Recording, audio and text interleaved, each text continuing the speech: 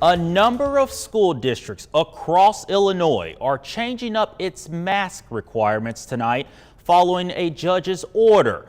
That ruling keeps schools listed in a lawsuit from enforcing state mask, quarantine, COVID vaccination, and testing rules.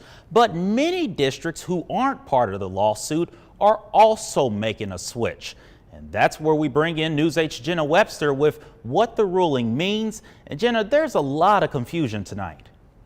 Yeah, Devin, that's right. Over 700 parents from 145 school districts had filed this lawsuit last fall against the Illinois State Board of Education, the state's health director, and Governor J.B. Pritzker. And technically, this judge's ruling only applies to those school districts named in the lawsuit, including Rockridge here in the Quad Cities area. But there is one part of the judge's ruling that could imply other school districts don't have to follow any sort of state mask mandate now.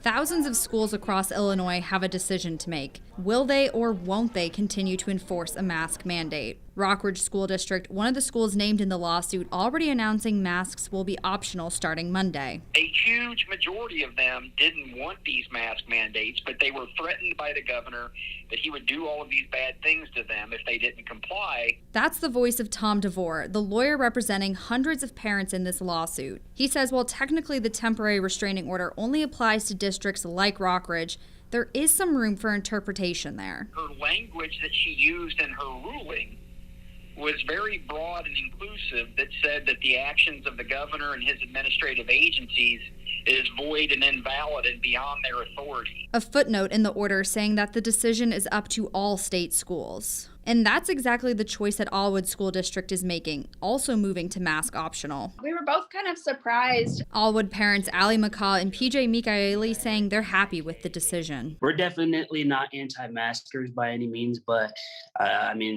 we like the ability to have that choice and to decide what's best for our own children. Yep. And DeVore says he's heard from hundreds of the families he represents with how happy they are too.